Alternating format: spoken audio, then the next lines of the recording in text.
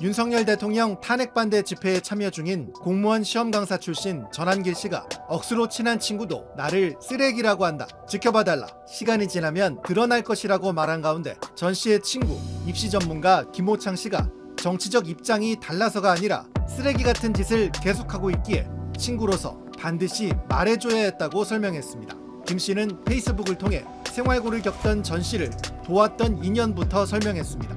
김 씨는 전한길이 대구에서 파산하고 왔을 때 저도 파산 직전이었지만 우리 집 원룸으로 데려와 편하게 지낼 수 있도록 재워주고 먹여주고 했습니다라면서 유명 학원 등에 전 씨를 소개하며 전 씨의 재기를 빌고 또 빌었다고 했습니다. 또 마지막 파산의 끝에서 자살을 선택하려 할 때도 저는 그의 옆에서 밤새 뜬 눈으로 그를 잡고 놓아주지 않고 지켰습니다라고 주장했습니다. 김 씨는 전 씨가 윤 대통령을 옹호하기 시작할 때도 마음은 타들어갔지만 전혀 내색하지 않았다고 했습니다. 그러다 전 씨가 광주에서 계엄을 옹호하겠다는 기사를 보고는 더는 참을 수 없었다고 설명했습니다. 김 씨는 그때 전 씨에게 광주에 가지 마라.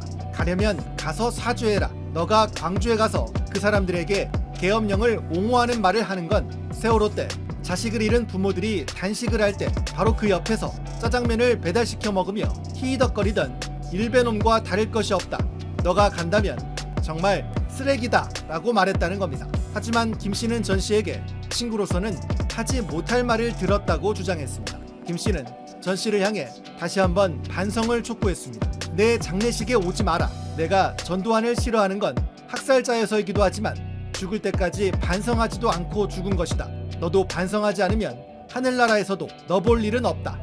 김 씨는 마지막으로 계엄 전 어느 날 전 씨가 우리 앞으로 정당 정치 근처에도 가지 맙시다. 나중에 늙으면 우리 둘이 서로 가까운 근방에 살면서 정말 행복하게 노후를 꾸려갑시다 라고 했다면서 어쩌다 이렇게까지 됐는지 모르겠습니다. 정처 없네요 라고 한탄했습니다. 자, 이 뉴스를 어떻게 전해드려야 할까요? 자, 윤 대통령을 지지하는 강성 보수 세력의 스피커, 대변인으로 급부상한 사람이죠. 자, 전한길 씨, 이제는 한국사 강사가 아니라 언론인이 될 가능성이 있습니다. 최근에 좌파 언론들을 고소하겠다고 하면서 자체 언론사를 만든다고 말한 적이 있습니다. 네. 물론 좌파 언론을 고발하겠다고 하면 방송이나 언론중재위원회에 신고하거나 또는 검찰이나 경찰에 고발하면 될 텐데 네, 굳이 그렇죠. 언론사를 만들겠다고 하는 이유가 무엇이냐 이런 의문들이 있었는데 일단은 자신에 대한 보도가 왜곡돼서 자꾸 보도가 된다는 불만 때문으로 보이고 있습니다. 들어보시죠. 선처를 베풀어주면 얼마나 좋은 일이겠냐라고 했는 거예요, 제가. 이게 다예요. 그런데 그 다음에 언론에서 전한길이 뭐라고 나온지 아세요? 폭도를 편들었다. 이런, 이게 여러분 조작대가 국민들 알려지는 거야.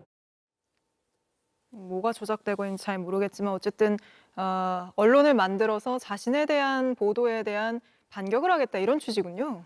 그렇습니다. 12.3 내란 사태 이후에 또 대통령 강성 지지층에서 전광훈 목사와 이른바 쌍전으로 불리면서 대우를 받다 보니까 그 영향력을 계속 이어가기 위해서 언론사를 만드는 게 아니냐 이런 분석도 있고요. 실제로 그 문체부의 정기간행물 등록 현황을 살펴봤습니다. 지난 2월 28일자로 인터넷 신문 유형으로 제호가 전한길 뉴스이고요. 전유관 씨, 참고로 전 씨의 본명입니다. 네. 전유관 씨가 발행인 겸 편집인으로 등록이 된 거를 확인해 볼 수 있었습니다. 자, 무엇보다도 본인 스스로가 어차피 앞으로 할 일이 없다 이런 얘기를 했어요.